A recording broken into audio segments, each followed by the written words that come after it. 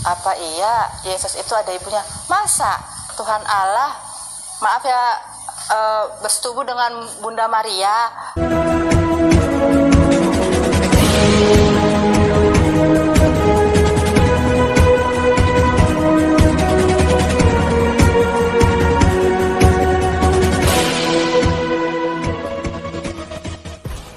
Ya, shalom teman-teman semua dimanapun kita berada pada saat ini. Kiranya kita semua tetap berada dalam keadaan sehat dan apapun yang merupakan aktivitas kita sepanjang hari ini, kiranya Tuhan Yesus memberkati. Dan kembali berjumpa lagi di channel kita ini, yaitu Zemayan Yasin. Terima kasih buat teman-teman semua, para sahabat yang sudah mendukung channel ini dengan setia, dan kiranya kita tetap menggunakannya untuk menjadi berkat bagi semua orang. Nah teman-teman, pada video kali ini saya akan membahas cerita yang cukup menarik dari seorang mualaf atau seorang mualaf settingan, di mana di dalam pernyataannya dia berkata, bagaimana mungkin Allah itu bisa bersetubuh dengan Maria sehingga mempunyai anak, yaitu Yesus Kristus. Dan kemudian bagaimana Yesus itu bisa disebut sebagai anak Allah. Nah teman-teman, mari kita simak videonya yang berikut ini. Mulai tuh setiap ke gereja, saya suka ngeliat kan setiap gereja kan ada gambar Yesus tuh. Yesus lagi menggembalakan domba, terus Yesus lagi pegang usap kepala anak kecil, terus Yesus lagi mangku-mangku anak-anak gitu. Saya suka mandangi dalam gereja. Yesus tidak beranak dan tidak ada beranak. Itu benar-benar berkecamuk dalam hati saya. Terus di kepala saya, apa iya Tuhan itu tidak beranak dan tidak diperanakan, tapi Yesus itu kan anak Allah. Lalu Yesus itu siapa? Terus saya tanya, apa iya Yesus itu ada ibunya? Masa Tuhan Allah, maaf ya, bersetubuh dengan Bunda Maria? Terus tapi kan suci, dia kan wanita suci, nggak ketemu sama, tidak bersentuhan dengan laki-laki. Terus bagaimana gitu? Jadi itu tuh saya mulai tuh pengen cari tahu. Kadang-kadang kalau gereja sudah selesai, udah sepi tuh, saya lihatin foto Yesus itu. Terus saya dengar azan, karena di belakang tuh kan ada musola. Itu saya diam-diam masuk musola itu setelah kondisi sepi, gereja sepi. Jangan sampai ada yang ngeliat saya, karena kan orang tua saya aktivis gereja. Kalau saya sampai ketahuan masuk musola di belakang gereja tempat saya dulu, pasti mau nggak mau kan akan ketahuan sama keluarga saya. Jadi saya masuk ke musola itu diam-diam, saya cari-cari buku mengenai Islam, tapi nggak saya nemuin kan, karena kan kebanyakan Yasin, terus Al-Quran yang kaligrafi saya belum paham itu. Akhirnya saya cari tahu lagi lewat Google, cari baca-baca aja, belum ada siapa orang yang mau saya tanya jawab waktu itu.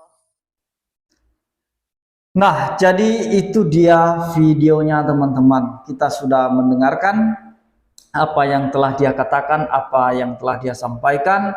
Dia mengaku sih bahwa dirinya adalah seorang mualaf, atau dulu dia seorang Kristen. Dan kalau dia datang ke gereja itu dulu, katanya dia sering melihat gambar-gambar Yesus yang ada di dalam gereja. Pokoknya macam-macam lah jenis gambar Yesus yang dilihatnya. Dan di situ muncul banyak pertanyaan di pikirannya katanya. Dan dari pertanyaan itu, atau dari tanda tanya yang muncul dalam pikirannya itu, di situ pula muncul asumsi-asumsi yang tidak jelas. Nah teman-teman, saya kurang tahu apakah dia benar-benar seorang mualaf, atau apakah dia dulu benar-benar seorang Kristen.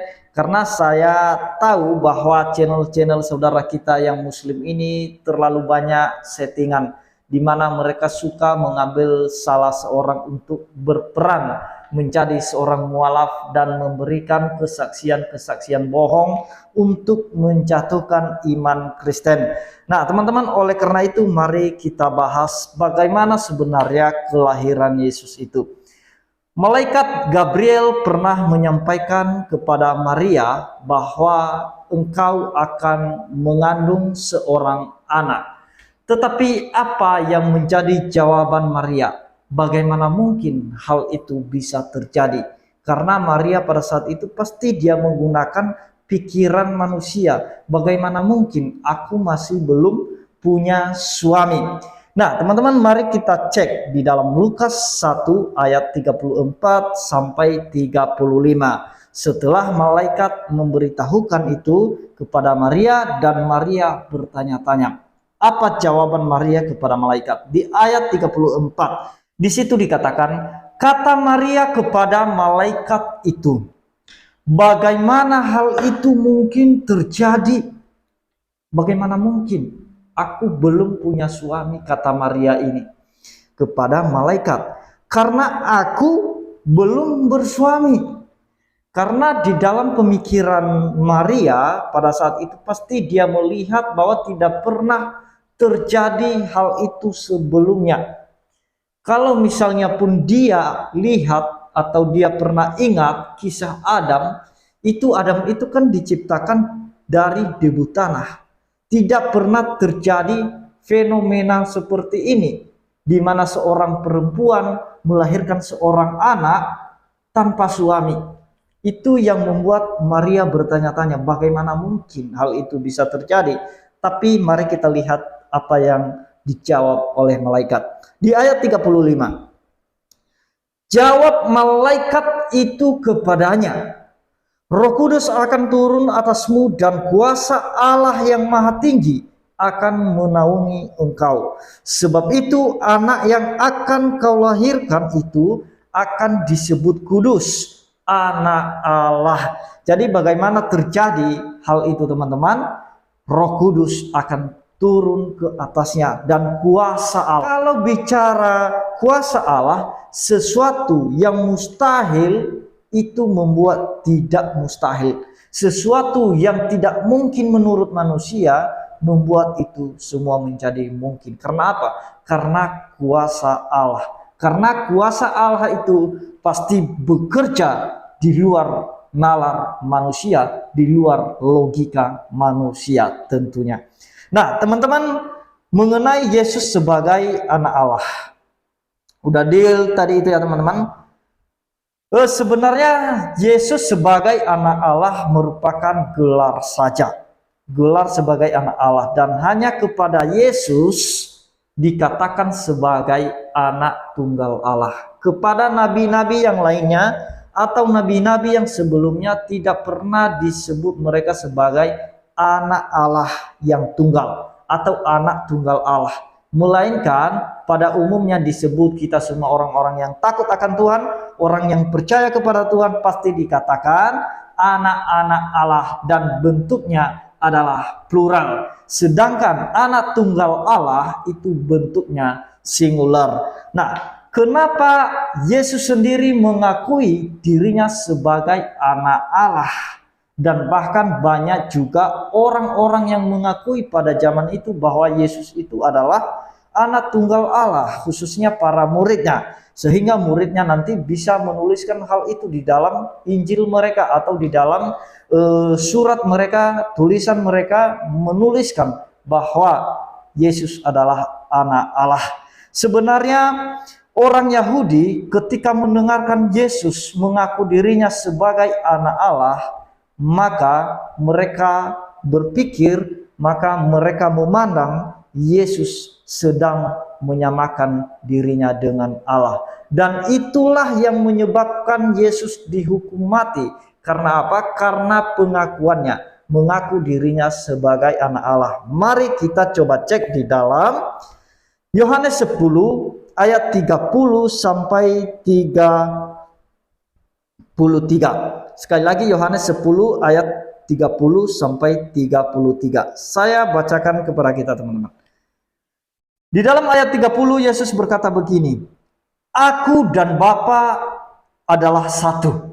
Nah, ketika Yesus berkata, Aku dan Bapa adalah satu, maka bereaksi orang Yahudi di ayat 31. Sekali lagi orang-orang Yahudi mengambil batu untuk melempari Yesus. Kenapa dia dilempari? Karena dia mengaku aku dan Bapa adalah satu. Dan ayat 32, Kata Yesus kepada mereka, banyak pekerjaan baik yang berasal dari Bapakku. Yang kuperlihatkan kepadamu, pekerjaan manakah di antaranya yang menyebabkan kamu mau melempari aku batu? Nah, jadi maksud Yesus di dalam percakapannya kepada orang Yahudi, dia berkata, saya sudah melakukan semua hal yang baik, dan hal yang baik itu adalah berasal dari Bapakku. Saya sudah mengerjakannya. Banyak hal yang baik yang kulakukan. Kira-kira hal yang baik mana atau perbuatan baik yang mana yang kira-kira membuat kamu melempari aku dengan batu? Apa jawab orang Yahudi? Mari kita baca ayat 33. Jawab orang-orang Yahudi itu, bukan karena suatu pekerjaan baik. Jadi istilahnya orang Yahudi ini mengatakan kepada Yesus, bukan karena kamu melakukan pekerjaan yang baik kami melempari kamu dengan batu. Lihat selanjutnya. Maka kami mau melempari engkau, melainkan karena engkau menghujat Allah, dan karena engkau sekalipun hanya seorang manusia saja menyamakan dirimu dengan Allah. Nah, jadi di dalam pemandangan orang Yahudi pada saat itu teman-teman, ketika Yesus mengaku dirinya sebagai anak Allah, maka disitulah timbul dalam benak orang-orang Yahudi, di dalam pandangan mereka, di dalam pemikiran mereka, bahwa Yesus itu sedang menyamakan dirinya dengan Allah, sedang mensejajarkan dirinya dengan Allah, sedang menyamakan posisinya dengan Allah.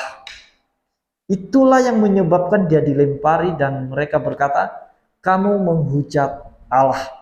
Dan otomatis kalau kita kembali kepada Taurat, orang yang menghujat Allah pasti hukumannya mati. Baik orang asing maupun orang Israel pasti dihukum mati. Nah teman-teman, apa yang mereka katakan di dalam ayat 33 tadi, sekalipun hanya seorang manusia saja. Jadi di dalam pandangan orang Yahudi pada saat itu, mereka menganggap Yesus itu sebagai manusia saja. Jadi timbul dalam pemikiran mereka, kenapa Yesus ini menyamakan dirinya dengan Allah? Dia kan manusia. Nah, jadi sampai sekarang masih muncul pemikiran-pemikiran yang demikian. Yesus itu manusia, bukan Tuhan. Padahal teman-teman, kalau di dalam ayat ini kita lihat secara benar, maka disitulah Yesus mengaku dirinya sebagai Allah, mengaku dirinya sebagai Tuhan. Kenapa? Karena dia menyamakan dirinya dengan Tuhan. Kenapa dia menyamakan dirinya dengan Tuhan? Karena memang dia adalah Tuhan. Karena dia pada mulanya adalah firman, dan firman itu bersama-sama dengan Allah, dan firman itu adalah Allah sendiri, dan firman yang adalah Allah itu telah menjadi manusia. Jadi clear. Sebenarnya hanya karena mereka jarang membaca Alkitab dengan benar aja. Sekalipun para mualaf dan juga mungkin ada beberapa oknum ustadz yang membaca Alkitab, membaca tetapi dengan motif yang salah. Motivasi mereka membaca Alkitab apa sih? Apakah karena mereka rindu mencari kebenaran? Apakah karena mereka pengen tahu kebenaran? Apakah karena mereka penasaran, atau karena banyak menimbulkan pertanyaan di dalam pemikiran mereka?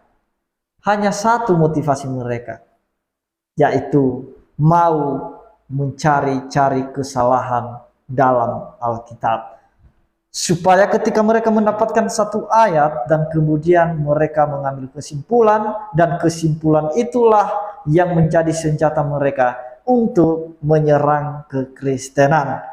Nah, jadi itu dia teman-teman, sudah jelas di sini di dalam Yohanes 10 ayat 30 tadi sampai 33, di sana Yesus mengaku dirinya sebagai anak Allah, yang sama halnya menyamakan dirinya dengan Allah. Dan kemudian mengenai kelahiran Yesus tadi, bahwa kuasa Allah yang menaungi Maria. Jadi Yesus itu lahir bukan karena hasil persetubuhan suami istri atau karena hubungan biologis. Nah, jadi para mualaf ini ketika mendengarkan Yesus sebagai anak Allah, langsung pikirannya lari ke hubungan biologis. Jadi itu yang salah. Jadi mereka tidak membaca Alkitab dengan benar. Jadi itu saja yang mau saya sampaikan teman-teman. Kiranya Tuhan Yesus memberkati kita semua. Shalom.